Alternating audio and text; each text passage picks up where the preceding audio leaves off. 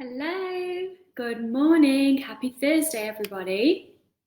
I've got a juicy one for you today. And this is actually the intention for writing this article and for saying it to you guys now has come a lot from my clients. So thank you to my clients for the inspiration. Today, the article is called, "Can You Still Strive for Body Goals whilst giving up dieting and breaking free from binge eating?" And that is a good question because clients ask me this so much, and I was also asking the same question when I decided to just give up dieting but desperately wanted to stop binge eating. So my clients come to me with the desperation to stop binge eating, but they're still clutching tightly to the desire to have weight loss. They're still hoping that this recovery from binge eating will still always lead to weight loss. And, I can't blame them for wanting this because they've desired weight loss for most of their life, hence the reason why they're stuck in the diet binge cycle to begin with. So my answer to this question, the question being, can you reach body goals whilst recovering from binge eating, is actually yes and no at the same time. So let me explain. Whilst we absolutely can strive and work towards health and body related goals, this can only be done successfully after we've learned how to free ourselves from our dieting mentality, which is what keeps us stuck in the binge diet cycle to begin with. So my clients will tell you over and over again that I must say these words a million times over. This is a process. And I say this all for good reason. We cannot jump from stage 1 to 5 of giving up dieting without going through stages 2 and 4 first. Hey, Mike. And if you're wondering what the stages of giving up dieting are, check it out on my website. I've done a blog and a video specifically about the stages of giving up dieting. So this is what people struggle to accept. Because of their dieting mentality, my clients want to hurry up already and just reach recovery.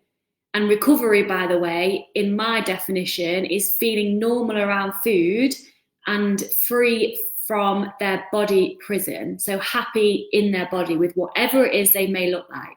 Okay, so it's because they're so familiar with the crash diets that they've been on most of their whole lives, they just want a quick fix solution to stopping binge eating, feeling happy in their body. They just want it yesterday. But there is no quick fix solution to finding body and food freedom. I am sorry, it just doesn't work like that. It takes working through all the stages of giving up dieting whilst being supported by a professional coach. And it will be uncomfortable. It will be scary. It will be fucking liberating, excuse my language, and it will be worth it. Once you reach the stage where you basically don't give a shit about what you eat, this and only then is when we can start looking at body goals, or more realistically, health and feeling related goals. And when my definition of not giving a shit about what you eat, I mean that you don't judge or congratulate yourself in any way, whether you've eaten 2 tubs of ice cream or a salad, because that's dieting mentality. And I'm going to talk about this a bit more now. So the hardest thing to change when ditching the diets is dieting mentality. And what do I mean by this? So dieting mentality is that voice in your head that's constantly judging the shit out of you all the time in relation to anything to do with food in your body. So she or he may sound like this. Are you seriously going to wear those shorts when your legs look like that? Like, there's no way you can give up dieting. Who are you kidding? You'll be the size of a house. You're such a loser to succumbing to eating those cookies. You may as well eat the whole pack, go to the shop and buy binge food, and then start again on Monday. Or the last one is my favorite. Oh my God, your jeans are getting tighter. This whole giving up diet thing is not working. Quick, let me get back on that shake diet. Does any of that sound familiar? This is the voice that is running the show and sabotages any form of progression on this wonky, wobbly, but also freeing journey to food and body freedom.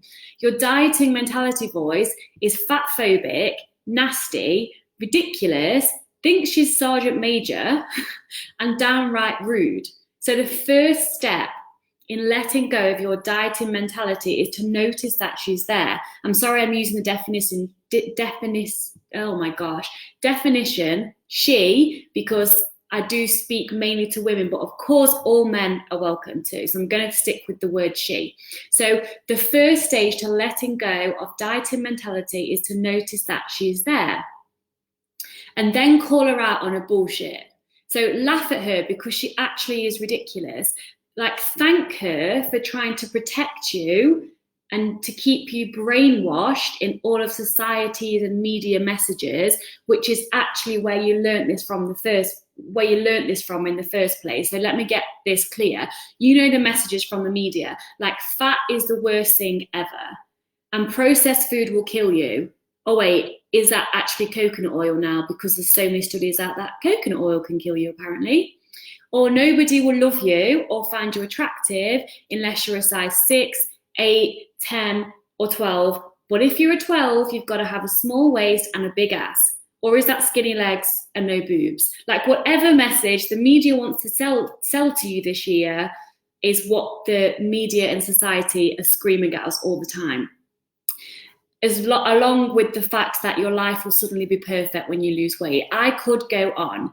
And if your dieting brain is having a field day right now, disagreeing with me, thinking that I'm crazy and fat is bad and it's not healthy and blah, blah, blah, blah, blah, if you can't invest in your recovery and join my Ultimate Food Freedom and Body Confidence program, do yourself a favor and read the book or listen to the audiobook, Body Respect by Linda Bacon.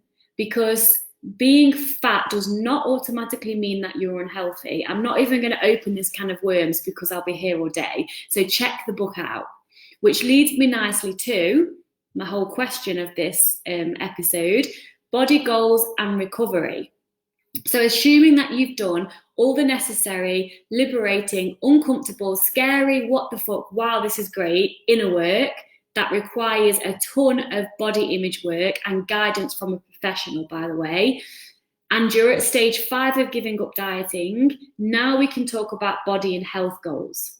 So now you've got rid of your diet voice, or at least turned her into a hoarse whisper that never rules your sane, compassionate, badass voice. Now we can start to discuss body and health goals. So the first thing I will say is that having a health and feeling goal is way more beneficial than a body goal. So let's use a health and feeling goal to begin with. So let's say your goal is to become fit and strong and to have lots of energy. Great goal, by the way. Next step is to brainstorm how you could work towards these goals. So on your brainstorm, you may write things such as work out 4 times a week, lift weights during the workout, not just cardio, add in more vegetables and protein. And then this is a big one, make conscious decisions around foods that don't necessarily support your goals. So let me give you an example on this, because this part's really important, not to jump back into dieting mentality again. So for example, it's pizza night. Yay! Everyone loves pizza, right? You could say something like this to yourself. Okay, so I know that all foods are allowed, like forever. Yay, which is also amazing. And if I literally want to eat 200 pizzas, then I can, because I'm a big girl and I decide. Second thing you would say to yourself, food is not a moral issue. I'm not going to be good for avoiding the pizza, and I'm not going to be bad for eating the pizza. And I also know that my goal is to have loads of energy and to feel fit and strong. So will eating this pizza take me one step closer to my goal or one step further away? What matters to me most overall? Is it eating the pizza and the enjoyment I will get out of that experience? Or is it taking me one step closer towards my goal and perhaps deciding that I really do want some pizza, But instead of having an extra large to yourself, or is that just me? Instead, you'll perhaps have half the extra large pizza and then a really big side salad, like whatever feels good to you. You may decide not to have the pizza. You may decide to have the pizza. And you may decide to eat that extra large pizza because it's completely worth it. And that is okay. Anything is okay. You would make decisions from the same base of thought around anything throughout the day, whether it's towards workouts, what you're going to eat, anything. Just approach it with compassion and curiosity and consciousness. So every choice you make is like a vote to either get you closer to your goal or further away from your goal. So let's take a specific body goal, for example, because I know you all like #body goals. So let's say your goal is to build your muscle definition, whether that's in your arms, in your legs, in your ass, or just in general, like we like to say the word tone up, okay? So that's your body goal. I'm not allowing any weight-related goals, by the way, because that includes weighing and measuring and sends you down that rabbit hole again. So, for example, your body goal is to build muscle or get some definition. So you would brainstorm what you would like to do to reach that goal. For example, it could be start weight training 5 days a week, make sure you're resting at least 2 days a week, eat more protein, increase the number of whole foods you will eat, etc. You'll go through the same thought process as I explained above in regards to the pizza scenario. You'd ask yourself those questions. And then once you've recovered from binge eating and diet-related trauma, change comes from a place of abundance, not rigid rules, and you're not scolding yourself. So can you see the difference? You approach life and your goals with love and openness and curiosity and acceptance, and you know that you hold the power to decide. And whatever you do decide, it does not dictate your self-worth. Again, you're not a good person because you didn't eat pizza today or chocolate. You're not a bad person. No, yeah, that's right. You're not a bad person if you do eat pizza and chocolate. Like food and health is not a moral issue. You are perfect, whole and complete exactly as you are, and I really mean that. It doesn't dictate your self-worth. So if reaching a certain body or health goal means a lot to you, then it will be easy to make decisions that bring you closer towards that goal. If you're constantly making decisions that take you further away from your goal, then you do really need to ask yourself, does this goal actually mean a lot to me? Does it really mean a lot to me? And if it doesn't, then that's okay and it's perfect. So you are the creator of your reality. So you get to decide. You have the power. And whatever your body ends up looking like, this is really important, whatever your body ends up looking like, due to the actions you take towards your health and feeling goals, then that's all perfect. If your body isn't looking how you want it to look, then practice acceptance.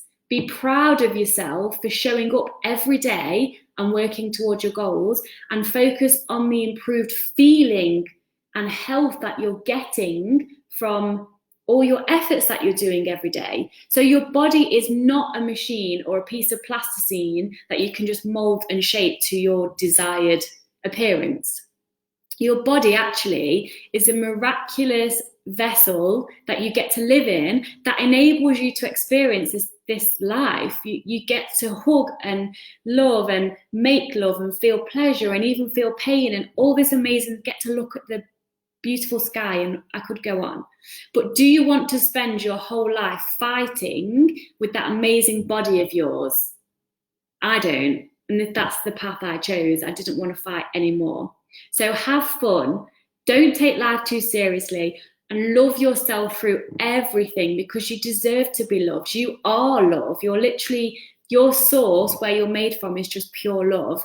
So you've got this. I'm here if you need me. You know the different ways I can help you. If not, send me a message, check out my website. And also at the moment, well, this will be going on indefinitely, starting on the 3rd of May, this Sunday, I'm releasing a Victoria's Secrets to Self-Care monthly group. So what I'll be doing is I'll be going live 4 times in the week, on a Tuesday and a Thursday at 7 a.m. UK time, and on a Saturday and a Sunday at 10 a.m. UK time. And I'll be doing a 40-minute workout, which will be challenging. Sundays will be yoga instead of a workout. And then I'll be doing a 10-minute guided meditation and then 10 minutes self-love journaling practice with you guys. So I'm really, really excited about that. If you want any more information, just hit me a message. And again, I'm here if you need me. You have got this. To those of you that have just joined, I'm sorry, I'm just finishing, but check it out on my story later. And I love you all.